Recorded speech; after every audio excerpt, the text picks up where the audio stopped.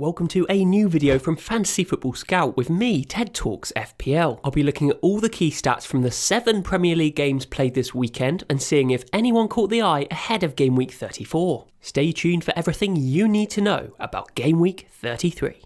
Newcastle were this week's worst defence from an underlying stats perspective. Liverpool created 4 big chances against them but somehow failed to put more than one past the Magpies. Newcastle are in the top 3 overperforming defences this week. Accompanying them are West Ham and Sheffield United, who also have some poor defensive stats but managed to limit the damage. West Ham were missing Aaron Cresswell through injury and Craig Dawson through suspension in their 1-0 defeat to Chelsea. It could have been a whole lot worse though had Chelsea lived up to their expected stats of 2.5 goals. Relegated Sheffield United frustrated Brighton in their 1-0 win over the Seagulls, who dominated the game but couldn't find a way past Aaron Ramsdale for just his 3rd clean sheet of the season. Every other team who kept a clean sheet this week didn't concede a single big chance. The odd one out in this pack of 6 was Arsenal, who conceded unnecessarily from a Leno goalkeeping howler. Villa and West Brom conceded 2 to each other, while Wolves were blitzed by clinical Burnley, making them this week's top underperformers. The heat maps for this match tell a strange tale where Wolves had most of the possession but were limited to just 2 shots on target, whereas Burnley concentrated the majority of their possession to 2 wide areas in their opponent's half, aiming to cross the ball into in-form Chris Wood. A premium membership at fantasyfootballscout.co.uk unlocks everything you need to succeed at Fantasy Premier League, from Opta stats and expert articles to tailor-made tables and comparison tools. There's no better time to sign up with a 7-day free trial and 20% off. Moving to defenders, Ben Chilwell was this week's top scorer with 12 FPL points, consisting of an assist and a clean sheet. A feat also matched by Burnley's Matthew Loughton, who received 4 points less than Chilwell through lack of bonus points and a yellow card. Godfrey, Wan-Bissaka, Shaw and Rudiger all benefited from clean sheets in low-scoring games. Looking at the chart, where players furthest to the right had the best chance of goals and assists, and players towards the top had the best chance of keeping a clean sheet. Judging by their expected goal involvements, Man United's Luke Shaw and Burnley's Charlie Taylor were perhaps unlucky not to add to their clean sheet points with attacking returns. Callum Chambers' appearance is mainly down to a couple of scuffed medium-sized chances, but he's clearly getting into the right positions. Fullback pairs of Digne and Coleman and Robertson and Alexander-Arnold are clearly the best options from their respective sides. Andy Robertson was so good against Newcastle he managed to sneak a bonus point despite not earning a clean sheet or any attacking returns. Tyrone Mings displayed some goal threat, but the only goal he scored was in his own net. Luke Shaw was top for chances created with 5 and second for crosses with 11, and is one of the best defensive options until the end of the season. Burnley's Charlie Taylor was one of 2 defenders to create a big chance this week and has Fulham, Leeds and Sheffield United in his next 5 matches.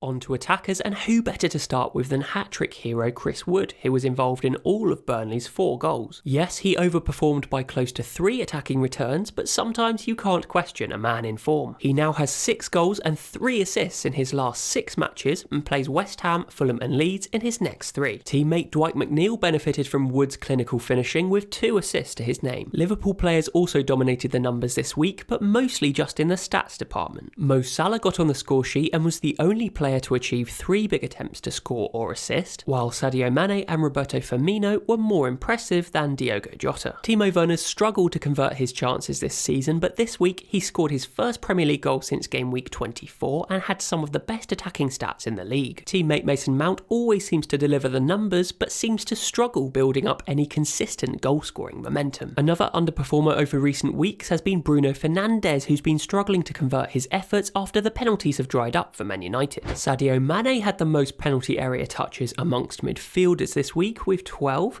closely followed by Mo Salah with 10. After Man United in Game Week 34, Liverpool play Southampton, West Brom, Burnley and Palace, so one of these guys should definitely be on your watch list. Thanks for watching. If you've enjoyed the video, please make sure to give it a thumbs up, subscribe if you're new around here, and please make sure to check out fantasyfootballscout.co.uk for all of your other FPL needs.